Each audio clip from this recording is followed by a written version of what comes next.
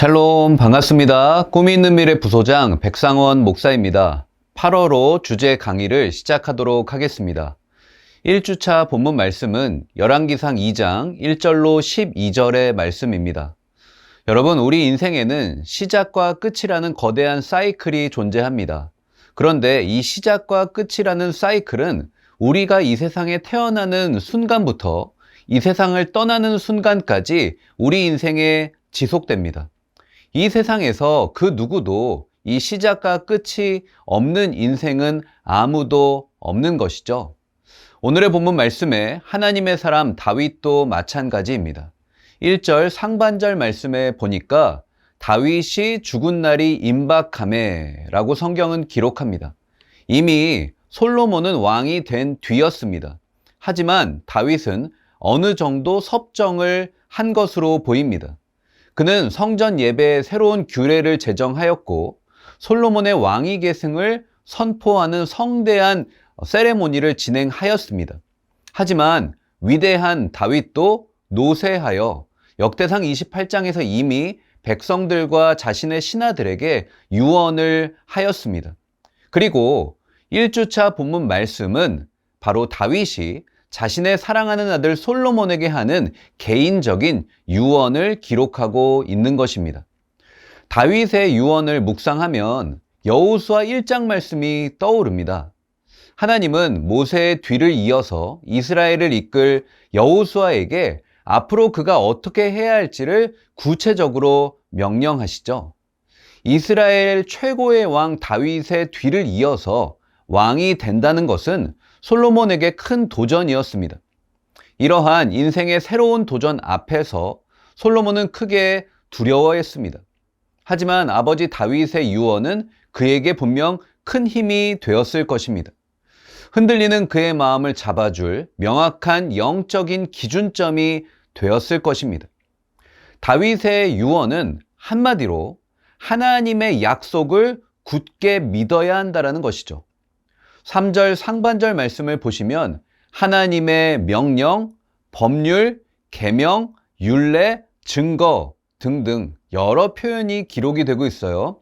그런데 이 표현들은 다 하나같이 하나님이 이스라엘 백성에게 하신 약속, 그리고 구체적으로 언급하면 하나님이 다윗에게 하신 언약인 다윗 언약을 기초로 합니다. 그래서 다윗은 솔로몬에게 4절 말씀에서 다윗 언약을 설명하죠. 여러분, 다윗 언약의 내용이 무엇입니까? 첫째로 다윗 당대에 이스라엘이 안정과 번영을 누릴 것이다. 둘째로 다윗 왕조가 끊어지지 않을 것이고 영원할 것이다. 여러분, 이 놀라운 두 가지 약속이 바로 다윗 언약입니다. 다윗은 솔로몬에게 하나님이 자신에게 주신 이 언약을 반드시 기억하라고 합니다. 하나님은 아무리 오랜 시간이 걸린다 할지라도 한 번 하신 당신의 약속은 반드시 이루시니까 그것을 붙잡으라고 하는 것이죠. 민수기 23장 19절 말씀입니다. 하나님은 사람이 아니시니 거짓말을 하지 않으시고 인생이 아니시니 후회가 없으시도다. 어찌 그 말씀하신 바를 행하지 않으시며 하신 말씀을 실행하지 않으시랴. 아멘. 하나님은 사람이 아니시기에 거짓말하지 않으세요. 또한 후회하실 만한 선택도 절대 하지 않으십니다. 그러니까 하나님은 당신의 약속을 반드시 지키시죠. 저 들판에 피어있는 풀도 결국엔 마릅니다. 나비들이 날아다니는 저 아름다운 꽃도 결국에는 시듭니다. 하지만 오직 하나님의 약속은, 하나님의 말씀은 영원하죠. 하나님의 말씀은 반드시 이루어집니다. 그러므로 우리 인생에 새로운 도전이 밀려올 때 우리는 두려워할 필요가 없어요. 우리는 먼저 하나님이 내게 주신 약속을 붙들어야 합니다. 그리고 그 약속을 붙들고 믿음으로 한 걸음씩 내디디면 되는 것입니다. 왜냐하면 하나님은 당신의 약속을 무슨 일이 있더라도 반드시 이루시기 때문입니다. 그래서 다윗은 솔로몬에게 3절 하반절 말씀에서 하나님의 약속을 굳게 붙잡으면 내가 무엇을 하든지 어디로 가든지 형통할 것이다 라고 선포하는 것입니다. 요한계시록 22장 13절 말씀입니다. 나는 알파와 오메가요, 처음과 나중이요, 시작과 끝이라. 아멘. 여러분, 이분이 바로 저와 여러분의 하나님이신 줄로 믿습니다. 특별히 이 하나님은요, 알파라고 자신을 소개하시죠. 헬라어의 A, 처음, 시작을 뜻합니다. 그리고 오메가라고 소개하세요. 헬라어의 Z, 마지막, 끝을 뜻합니다. 따라서 하나님은 자신이 알파와 오메가라고 말씀하신 것은 우리 인생의 시작과 끝을 주관하시는 우리 인생의 절대적 주권자, 우리 인생의 주인이라고 말씀하시는 겁니다. 사랑하는 여러분, 우리는 오직 하나님만을 믿고 의지할 때 인생의 새로운 도전 역시 능히 승리하게 될 줄로 믿습니다. 2주차 본문 말씀은 열왕기상 3장 1절로 9절의 말씀이에요. 본문 말씀은 우리에게 축복을 받는 기도의 영적인 비결 3가지를 소개합니다. 첫 번째로 우리는 하나님께 뜨거운 열정으로 기도해야 합니다. 4절 말씀입니다. 이에 왕이 제사하러 기브온으로 가니 거기는 산당이 큼이라 솔로몬이 그 제단에 1000번제를 드렸더니. 아멘. 솔로몬은 그때 당시에 이스라엘의 종교적 중심지였던 기브온의 산당으로 나갑니다. 그리고 하나님께 1000번제를 드리죠. 여러분, 1000번제 무엇일까요? 여러분, 여기서 1000이라는 단어에 대해 생각해 봐야 합니다. 1000이라는 단어를 해석하는 데 있어서 성경학자들마다 의견이 분분합니다. 어떤 사람들은 1000번제의 1000이 1000번의 제사의 횟수를 뜻한다라고 설명합니다. 그래서 솔로몬이 하나님께 1000번의 제사를 드렸다라고 이야기합니다. 하지만 다른 학자들은 1000번제의 1000이 1000마리의 양을 뜻한다라고 해석합니다. 그래서 솔로몬이 한 번의 제사로 1000마리의 양을 하나님께 드린 것으로 해석하는 거예요. 비록 한 번의 제사였으나 양이 무려 1000마리나 되기 때문에 성경학자들은 그 제사가 약 7일에서 8일 정도 소요되었을 것으로 추산합니다. 우리는 어느 것이 옳은지 정확히 알 수는 없습니다. 하지만 1000이라는 숫자가 제사의 횟수를 뜻하건 제물의 양을 뜻하건 솔로몬이 하나님께 드린 제사가 엄청났던 것임에는 틀림이 없습니다. 또한 1000번제의 번제라는 단어는요, 아무 때나 드리는 제사를 뜻하는 게 아닙니다. 번제는 특별히 하나님께 자신의 인생을 드리기로 작정할 때 드리는 제사의 종류입니다. 따라서 솔로몬은 하나님이 자신의 모든 인생을 하나님께 바칠 때 하나님이 나를 사용하시기를 바란다라는 간절한 마음, 뜨거운 열정으로 1000번제를 드린 것입니다. 둘째로 우리는 하나님께 겸손한 마음으로 기도해야 합니다. 솔로몬이 하나님께 1000번제를 드렸을 시점은 그의 입지가 더욱 강화되는 시점이었습니다. 1절 말씀을 보시면 솔로몬에게 애굽 왕 바로의 딸과 결혼하라라는 그런 청탁이 들어옵니다. 그때 당시 최고의 강대국 애굽과 결혼할 정도로 그의 국제적 위상은요, 급상승합니다. 정적들을 이미 다 2장 말씀에서 제거한 상태였어요. 나라마저 안정이 된 시점이었습니다. 그는 더욱 하나님께 집중했던 거예요. 오늘의 본문 2절 말씀에 보시면 그는 백성들과 함께 산당으로 나아갑니다. 하나님께 그곳에서 제사를 드립니다. 본래 산당은 가나안 사람들이 우상에게 제사를 드리던 장소 아닙니까? 하지만 이스라엘이 가나안에 정착한 이후에 하나님께 제사를 드리기 시작했습니다. 솔로몬은 자신의 힘이 강성해질 때 사람을 찾지 않았어요. 오히려 하나님을 더욱 찾았던 것입니다. 그는 곧장 기브온 산당으로 나아갑니다. 하나님께 간절히 기도했습니다. 그는 하나님 앞에 어린아이처럼 겸손했기 때문입니다. 7절 말씀 뒷부분을 보세요. 종은 작은 아이라 출입할 줄을 알지 못하고. 성경은 이렇게 기록하죠. 솔로몬은 하나님 앞에 지금 자신은 아무것도 할 수 없는 작은 아이에 불과하다라고 고백합니다. 여러분, 솔로몬이 지금 작은 아이가 아니죠. 솔로몬은요, 여러분, 이스라엘의 왕입니다. 이스라엘 최고의 왕 다윗의 뒤를 이어서 계승한 절대적인 왕권을 소유하고 있었어요. 하지만 그는 지금 하나님 앞에 이스라엘 왕으로서 서 있는 게 아니죠. 그는 그저 아무것도 할 수 없는 작은 아이의 모습으로 서 있습니다. 그래서 하나님은 그의 겸손한 기도를 들으십니다. 그리고 그에게 놀라운 축복을 허락해 주신 것입니다. 세 번째로 우리는 하나님의 뜻을 위해서 기도해야 합니다. 솔로몬이 정성껏 하나님께 1000번제를 드립니다. 그 후에 하나님은 솔로몬의 꿈속에 찾아오세요. 하나님은 솔로몬에게 5절 말씀에서 내가 너에게 무엇을 주기 원하느냐? 너는 내게 구하라 라고 말씀하십니다. 그러자 솔로몬은 우리가 잘 아는 대로 하나님께 지혜를 구합니다. 그는 자신의 욕심을 채우기 위한 세상의 성공을 구하지 않아요. 남들이 우러러보는 큰 명예도 아니고요. 어떠한 질병에도 쓰러지지 않는 강철 체력을 구하지도 않습니다. 그는 하나님께 오직 하나, 지혜를 구하죠. 왜냐하면 그는 이스라엘 백성들을 잘 섬기기 원하시는 하나님의 뜻에 집중하고 있었기 때문입니다.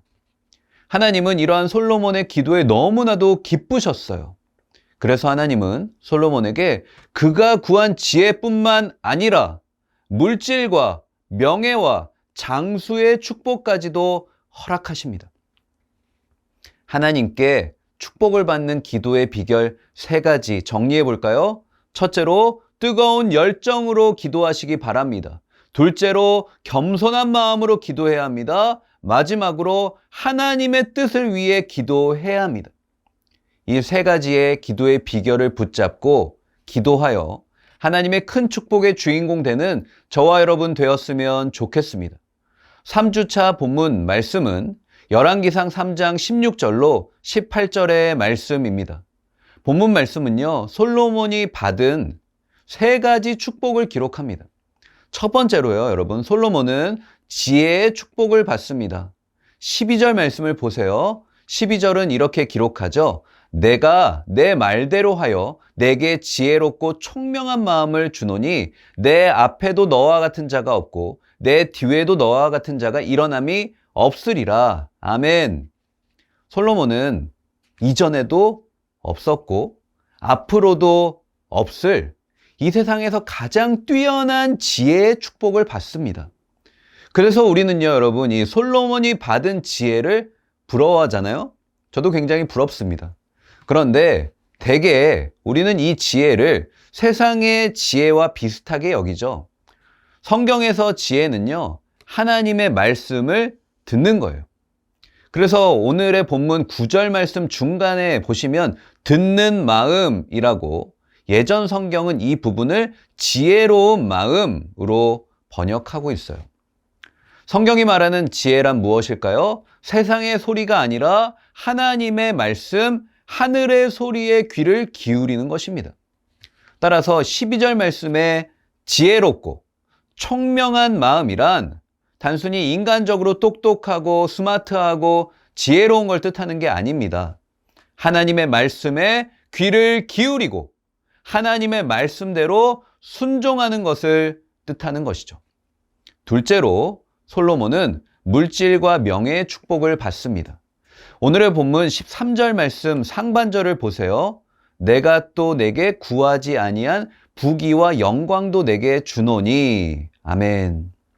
하나님은 솔로몬에게 그가 구하지도 않은 물질과 명예의 축복을 허락하십니다. 그런데 우리는 일반적으로 물질의 축복을 부정적으로 생각하는 경향이 있습니다. 왜냐하면 성경을 살펴보면 성경은 부자에 대해서 부정적으로 설명하는 부분이 곳곳에 있기 때문이에요.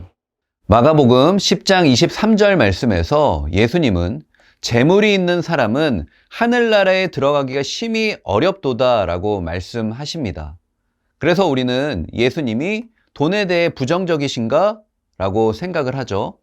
하지만 이것은 어디까지나 오해입니다. 성경은 돈이라는 개념 자체에 대해서는 부정적이지 않아요. 다만 돈을 사랑하는 것을 싫어합니다. 성경은 돈을 싫어하는 게 아니라 인간이 돈을 하나님보다 더 사랑하는 걸 싫어합니다. 왜냐하면 인간이 돈을 사랑하면 결국 하나님을 향한 믿음이 흔들리기 때문입니다. 그래서 하나님은 물질의 축복을 주실 때 반드시 우리가 하나님을 물질보다 더욱 사랑하는지를 살피십니다. 그리고 우리의 마음이 하나님 보시기에 합당할 때 물질의 축복을 허락해 주십니다. 그러므로 물질의 축복은 하나님을 물질보다 더 사랑하는 사람이 누리는 하나님의 축복인 것입니다. 셋째로 솔로몬은 장수의 축복을 받습니다. 14절 말씀 하반절을 보시면 내가 또 내 날을 길게 하리라 라고 성경은 기록합니다. 내 날을 길게 하리라. 솔로몬이 장수한다는 것이죠. 그런데 성경이 말하는 장수란 단순히 이 세상에서 오래 사는 육신적인 범위에만 국한되지 않아요.